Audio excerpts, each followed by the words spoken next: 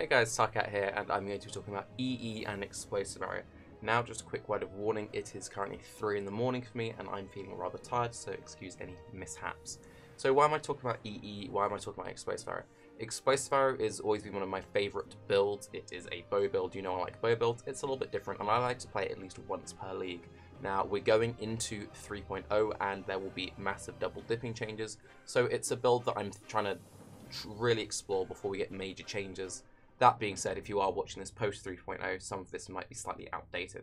Now, anyone who plays a lot of explosive arrow looking at the skill tree kind of goes, why hasn't he taken elemental equilibrium? Elemental equilibrium has been a staple of explosive arrow builds basically since explosive arrow builds have existed.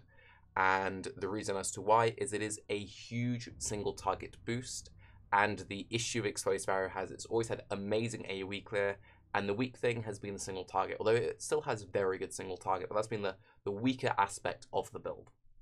So why haven't I taken elemental equilibrium? Why am I trying out non-elemental equilibrium explosive arrow builds?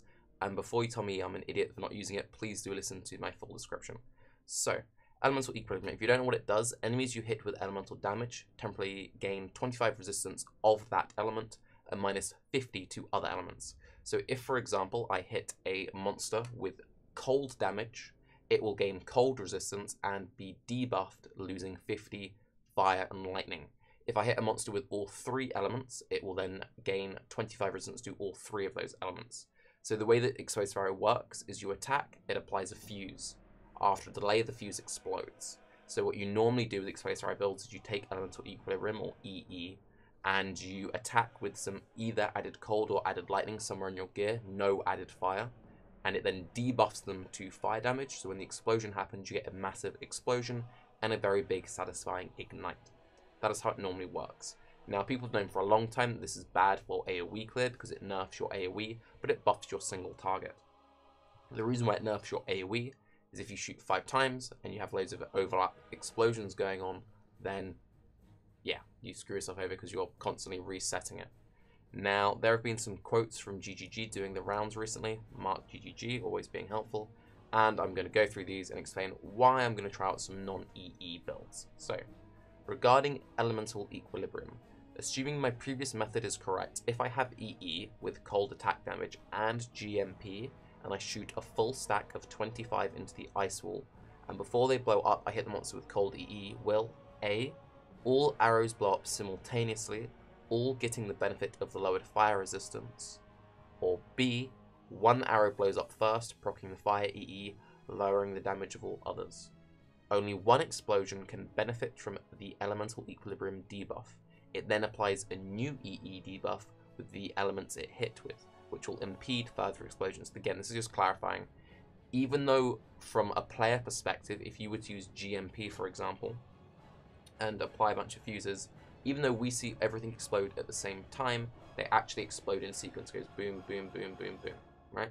So as far as the game is concerned, when there are multiple explosions, even if they come from the same source, the same GMP source, if they're in different targets, they count as exploding separately, okay? And again, here people are talking about it here, and I'm not going to read through the whole thing, but Reichs is correct. Multiple hits are never and cannot be processed together in this way. Each hit is an independent event. So again, in a scenario of there being 5 monsters, each with 5 fuses, the game considers each one being an individual event, so it will happen in a sequence. The first one will have the benefit and will then overlap onto the others. So why is this all relevant? Because it's something that most people already knew about EE and explosive arrow. The current meta when it comes to explosive arrow is usually to go with elemental overload. Elemental overload gives 40% more elemental damage if you've crit in the past 8 seconds, no critical strike multiplier. Now before this existed, everyone went RT. If you go RT, your hits can never be evaded. Pretty straightforward. If you take elemental overload, you get a general DPS clear speed boost, however there's a chance that your arrows will miss. Also, a lot of people like to use +1 arrow corrupted quivers for additional clear speed, but this might not actually be as good as you think. For your AoE setup, having that is great. For your single target setup, this could actually be a slight hindrance. So, imagine a scenario where there is one target here. I fire 5 fuses, they all explode at the same time because it caps to 5. This does happen simultaneously. We get the full benefit. Okay, imagine this scenario. I have 83% accuracy with this planned out build. I attack. The first arrow misses and hits the wall behind. The next 4 hit the target. They explode. The one behind explodes first, resetting the EE, meaning these 4 explode with the fire resistance. That is obviously bad. Now, in the case of using a +1 additional arrow quiver, you would then fire 5 times. 5 go into the target, let's say 5 go into the wall. You need to take into account, did the AoE overlap? Is that an overall larger DPS increase by ruining the EE, etc.? But it's something you actually need to think about, and I don't think many people are really thinking about it. What is the current map of choice? The current map of choice is Strand. Strand is a double boss map, and this is true of any double boss map you roll, so if you ever run additional boss or whatever, this is relevant. And it's also quite a small enclosed space. The 2 bosses are both melee, and they're melee, so they like come up to you, and it's a small enclosed space. In hardcore, you often use a decoy totem, and if you're pushing high content, if you're doing like big relevant content, as some people say, a lot of people think Strand isn't relevant content, you're more likely to drop a decoy totem away from you, attack from a distance, so the chance of stuff being near walls is very high. The chance of you missing is very high, 83% chance to hit. You will miss fairly regularly. Now, in most cases, you won't notice this accuracy screwing you up. But by using EE on a pure single target setup, you will enable some inconsistency in your general clear. Inconsistency is never a particularly good thing in hardcore. It's just generally never a very good thing. So my plan is to completely skip EE for this build and see if I feel like it is worth it or not. Now, this also opens you up to a few other things. And again, in case you're confused, let's just use Strand as an example. There are 2 bosses, small enclosure. I attack 5 times. Most of them hit one boss, 1 hits the other boss, 1 hits the wall behind. Even though as a player we see all explosions happen at the same time, as Mark GGG has clarified, they happen individually of each other. The first one will trigger, resetting the EE, making the second 2 explosions less effective. So by not going for EE, you get more consistent clear. Also, this is Legacy League. The main thing people do in Legacy League is add Beyond and Breach to every single map. Beyond and Breach both have very tanky rares and mini bosses spawning, surrounded by loads of monsters. So having better AoE clear is good. Good AoE clear makes your clear better, surprisingly, which is relevant on Extra Life in feeble maps, and it means that you can spear cleed faster. This is a game all about speed farming. Even if you're just running like baby content, if you're just doing like shaped 10s, shaped 11s constantly, having better clear is good. You'll have enough single target damage anyway. It's good to just make sure you're just 1 fuse exploding, 2 fuse exploding, killing everything. When you're pushing the very high content, you will have to spend more time attacking. If you can boost your AoE clear, that is significant, assuming we can keep the single target good enough. If we can't, then obviously I'll go back to using EE. But anyway, now, what also is relevant is a lot of people play Pathfinder for Explosive Arrow. Pathfinder for Explosive Arrow, I'm not going to go into massive breakdown, I'll save that for when I do my build kind of breakdown. But basically it has superior clear speed to Elementalist. The issue with Pathfinder normally is you don't normally take Veteran Boa. Veteran Boa is appealing and something you want to take, but you can't. Gain 10% of fizz damage is extra damage of a random element. Basically, this means there's a chance that when you attack, you get that extra element as fire and it ruins your EE. So you normally never take Veteran Boa in a EE Explosive Arrow build. If you choose to play without it, you can suddenly take this 2-pointer, which is very powerful. You gain 10% elemental penetration and you gain an absolute boatload of increased flash charges gained. You could argue that flash charge generation isn't needed, but it does help, and anything which increases your flash charge generation is always nice, especially on a Pathfinder. There are also multiple items which are very appealing to Explosive Arrow, which you can't normally take. Zoth's Blood is an amazing amulet. Very, very powerful. Now, this might be less relevant if in the future breach items aren't available, but currently they are.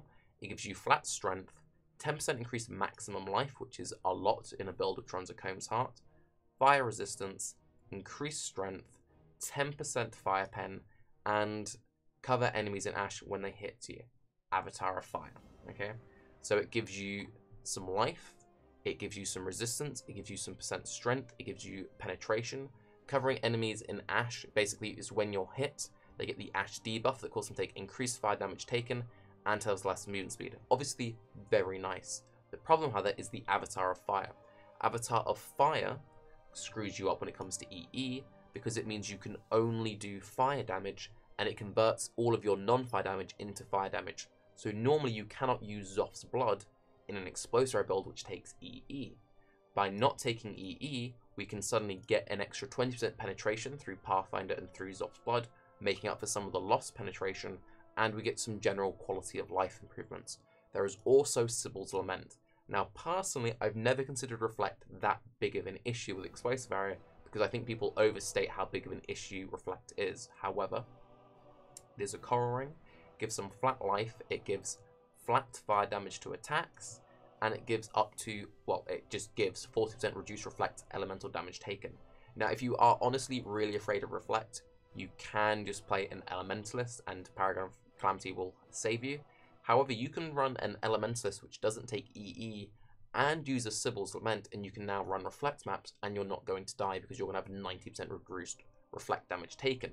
You can run a Sybil's Lament on a Pathfinder and definitely never die to Reflect. Now, Pathfinder already has 8% reduced elemental damage taken, which is the equivalent of about 2 max res, and this is usually enough that Reflect isn't scary. You barely damage yourself unless you just go full idiot, full like flammability, any weakness onto Reflect 5 charge.